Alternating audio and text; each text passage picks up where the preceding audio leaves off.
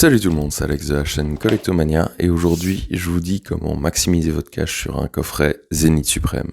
Zénith Suprême est une série extrêmement appréciée grâce à son grand taux de drop, quasi un hit tous les 3 boosters, mais aussi parce que certains produits scellés ont connu des bugs comme les ETB. Premier conseil, tous les coffrets Lugia, Pikachu et les ETB, gardez-les scellés. De manière générale, la valeur unitaire des cartes ne pourra pas permettre de compenser la valeur du scellé. En commentaire, dites-moi si vous avez gardé du scellé Zénith Suprême, et sinon, like, partage et abonne-toi. Dans cette vidéo, je vous montre comment maximiser votre retour sur investissement pour l'ouverture d'un coffret Régie et Leki. Ça dépendra de votre chance, mais voici quelques tips. Donc tout ce qui est cartes V promo et les cartes jumbo, vous pouvez espérer les vendre en brocante aux alentours de 1 à 2 euros le lot. Un autre élément très important à savoir sur la série Zénith Suprême, c'est que c'est une série pesable. Donc n'achetez pas les boosters plein prix à l'unité parce qu'ils auront très certainement été pesés et triés. Ce genre de boosters, une fois qu'ils ont été triés, ne devrait pas se revendre plus de 3 euros.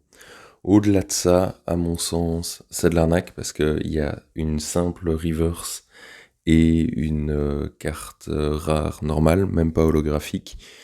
Donc honnêtement, n'achetez pas vos boosters Zénith Suprême en loose plus de 3 euros.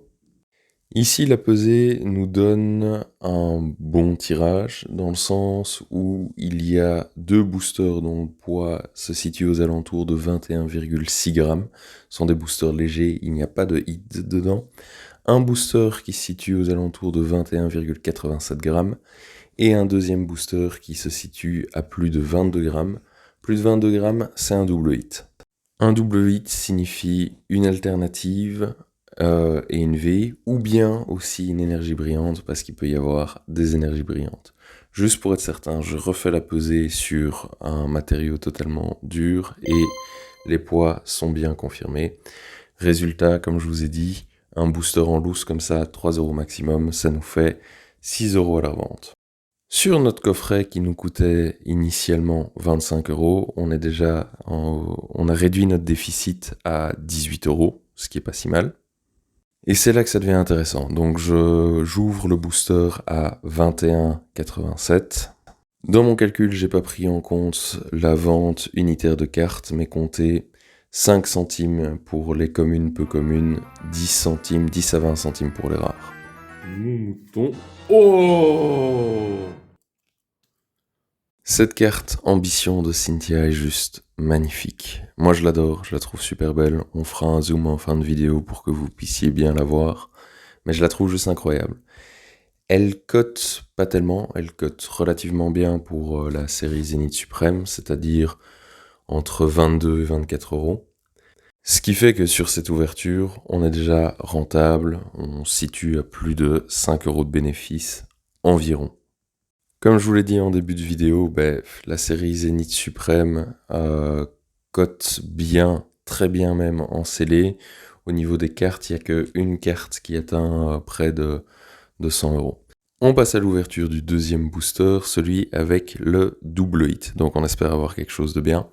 J'en profite pour te dire, n'oublie pas de t'abonner, partager, liker et surtout activer les notifications. C'est une petite chaîne de 2 amis sur lequel on se concentre sur nos collections, surtout Pokémon, et on vous donne aussi de temps en temps quelques conseils d'investissement. Premier hit de ce booster, un Magnézone et un Rongrigou V. Le Magnézone peut se vendre entre 3 et 4 euros. La Rongrigou V, c'est une V classique, donc 1 à 2 euros max. Ce qui nous fait pour l'intégralité du coffret un bénéfice de 10 euros. Je me base sur les valeurs de carte market en français ou bien des ventes réussies sur eBay. Mais bien entendu, ça dépend du marché, s'il y a une hype, si ça rebaisse et tout. Là, actuellement, la valeur des cartes de manière générale rebaisse, mais je me suis inspiré des valeurs actuelles. Regardez cette carte Magnézone, je la trouve juste magnifique, dans l'espace, en train de construire des choses avec des magnétis, des magnétons, et enfin, Ambition de Cynthia, est juste incroyable. J'adore cette carte, le décor en arrière est juste magnifique, et je comprends pas pourquoi elle cote pas plus. Je pense que celle-ci partira en gradation. L'envoi en gradation coûte plus cher, mais permet aussi de maximiser la valeur de votre achat. Ou, moi me concernant, quand ce sont des cartes que j'apprécie énormément, mais c'est pour les conserver dans un très bon état. N'oubliez pas que Pokémon c'est une collection avant tout, on parle d'argent parce que c'est la réalité du marché, mais moi je vois ça plus comme un plaisir que autre chose, après libre à vous de faire ce que vous voulez. Allez, ciao, on se retrouve bientôt pour d'autres vidéos.